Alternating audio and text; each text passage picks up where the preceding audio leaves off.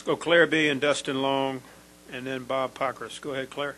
Claire B. Lang, Sirius XM NASCAR Radio. Earlier, Jimmy Johnson this week was commenting on the fact that he's the #1 athlete of America's most influential athletes by Forbes magazine, which I'm sure you know of. But do you feel like he had said that made, he thought, a note that NASCAR was finally getting its due, and that I'm wondering if you feel that's indeed true, and if the perception of NASCAR, you think the momentum is starting to turn a bit?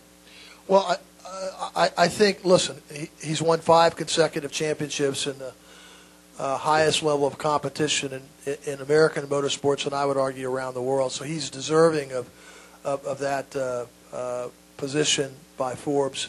I can't say that we've turned the kind of corners I'd like to see this sport turn. That's why we're doing so many things to be a better contributor, a better partner in that area with, our IMC that I know most of you are very familiar with now, and we're led by Brett Jukes, and we're hiring some of the best talent that we can find to help tell the NASCAR story and to mediums across all of these new places. Can I say we've achieved anything close to what I'd like to see? No, but obviously, a lot of other sports and all motorsports would like to have our problems, but our problems are our challenges, and we're gonna beat them head on, and that's our job. Grow this sport, tell the stories, showcase our drivers in the best competition in the world. All right, we're going to try to get about 4 more. Dustin, Bob Pockris, and then Eric Spanberg. Go ahead, Dustin. Dustin Long, Landmark Newspapers. Brian, Roger Goodell has done a number of conference calls this year with season ticket holders for various NFL teams, for the fans, to talk to them about whether it's the lockout issues or just particular issues they have about the sport. Why haven't you done something like that, or why couldn't you do something like that with, say, season ticket holders at the various tracks throughout the circuit? I'm sure he was trying to reassure his fan base on some issues that he was working on, and I assume that's the labor issues. I don't know. I wasn't on any of those calls. The tracks sell the tickets here and they know their customers best. And if I can add something to a call with our fan base and their ticket customers, I'd be happy to do it. I haven't been asked to do it, and I think we tend to let the tracks have that relationship, and and that will remain until there's a need to do something different. Let's go Bob Pockris, Eric Spanberg, and then Louis Frank, and I guess we'll end with Jenna. Go ahead. Bob Pockris, SceneDaily.com. It's appeared that, being so sponsor dependent, that NASCAR might have been hesitant to embrace the split-screen commercials. Did Fox inform you all that they were going to do it, and what do you think about ESPN's plans? Well, we've been informed. Obviously, it's not a brand new concept. It was tried a decade ago or so with some mixed reviews, and they're trying some different takes at it. And I think we want to listen. If it enhances the viewing experience and works for the advertisers, and then we're all open to that. And so I think we're going to trust our TV partners to try some new things, and they'll be as critical as we will be in terms of how it's working, and we'll have to see how it goes. Eric? Brian, on a little bit of a related note, I'm curious, the last television deal you signed in December '05 for a deal that started in '07, are you going to follow a similar timeline? And then can you talk a little bit about how that side-by-side might affect the next negotiations? Yeah, I don't know. It's too early to tell how that would affect the negotiation because we don't know how it's going to work commercially or otherwise.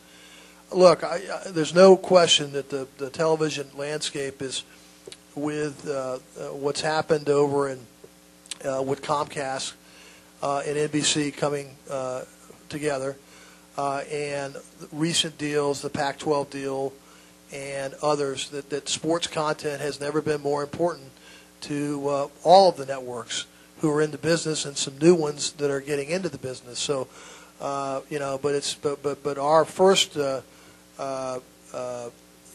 obligation and hope is that we get a renewals done with our incumbents, and and when that day comes where that's not possible, which I hope it doesn't come, because I think we have the best lineup of broadcast partners. We'll deal with that, and we'll have to see how the split broadcast affects it. Lewis? Lewis, Frank Reuters.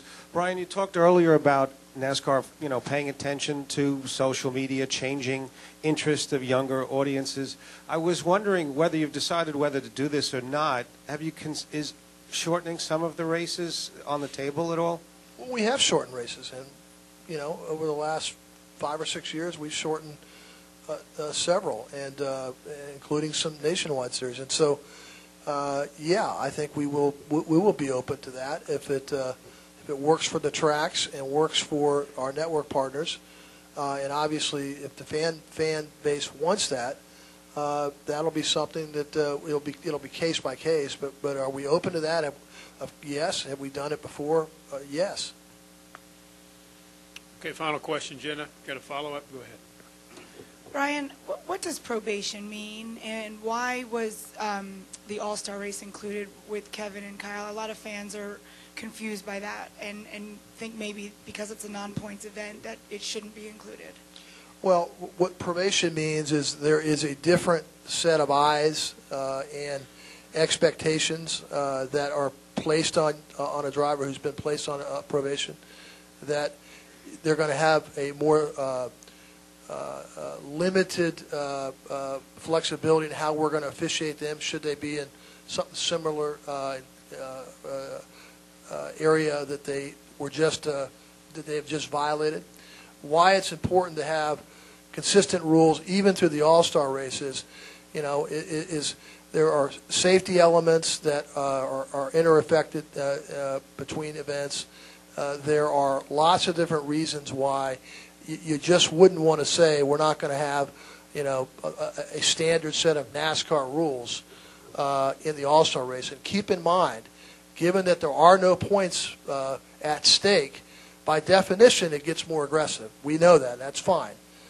Drivers take more chances. They're not worried about where they are in the point standing. So it's going to be more aggressive and more competitive. But if we took the lid off and just said, well, there are no rules, or don't worry about any ramifications that might extend into next week at all, then we believe that I said early in my remarks, there has to be limits to all of this. That would be above the limits that we would think going into an event would make any sense, and so that's why. Okay, well, Brian, thank you so much for joining us here today, and we look forward to a great weekend. Thank you very much.